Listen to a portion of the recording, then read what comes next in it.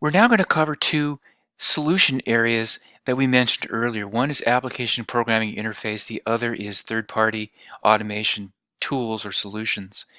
Right now we'll talk about application programming interface. You'll note here at the base of this slide I have two applications. It doesn't matter what they are, but for our sake, let's just say one is Salesforce and the other is Office 365. Now these applications come with what's called an application programming interface that software engineers can use to automatically do things, to tap into the functionality of the application. You can also let them talk to other applications.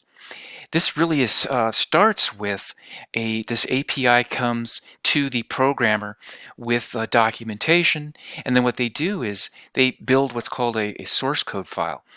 This is done in what's called an independent development environment that the programmer will use to write the code that comes with the application. It's nothing more than a text file. It's human readable. And it has things like variable names and function names and classes and other such things. But it's just a text file that's readable by humans. When the programmer's finished, that tool, the IDE, the independent development environment, will build an executable file that your server or your computer will understand so that it can execute what the API wants to do. So that if we have this Salesforce application that wants to have Office 365, say, send some emails to some new prospects, it will do that automatically. The software engineer simply writes the code in the source code file, generates an executable, and then drops this into the enterprise environment where it will do this.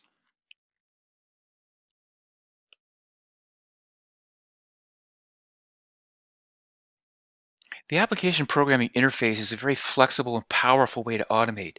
The issue, though, is the person who's responsible for doing this automation has to be a programmer and in the language that's being offered, like Python or Java or C. These third-party automation platforms come to the rescue here. They are more a dashboard where you can drag and drop these icons that basically do the same thing. It doesn't mean you can't put a program inside one of these icons, but generally they're not meant to have that happen. This makes it a lot easier for more people to have their eyes on what's going on with the automation and to actually get involved. Let's use a quick example. Remember we talked about these two applications, Salesforce and Office 365.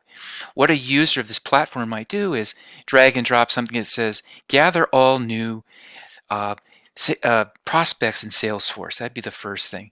Then it says, the next one might say, send these names over to Office 365. And then when they get to Office 365, send emails to all of the prospects. So rather than writing a software program, a source code text file, these drag and drop options are leveraged. If you want to do your own research, there's a company called Tray.io, Tray.io, Zapier, Zapier.com, if I said that right, and then MuleSoft, Mulesoft.com. Those are all such platforms if you want to learn more.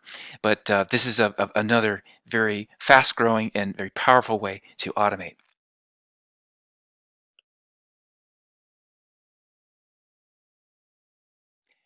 So now we know what an API is and what a third-party automation tool is.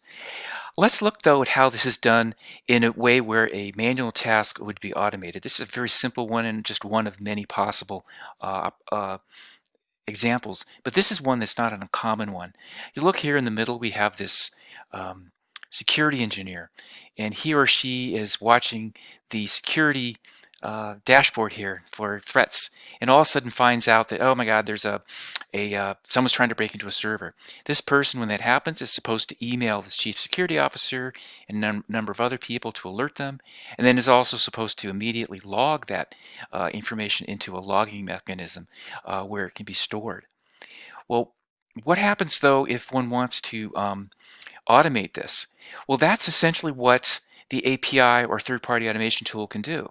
Instead of requiring a human to do this, this can be done automatically. So that if an alert comes in, the emails are sent automatically and the logging happens at the same time.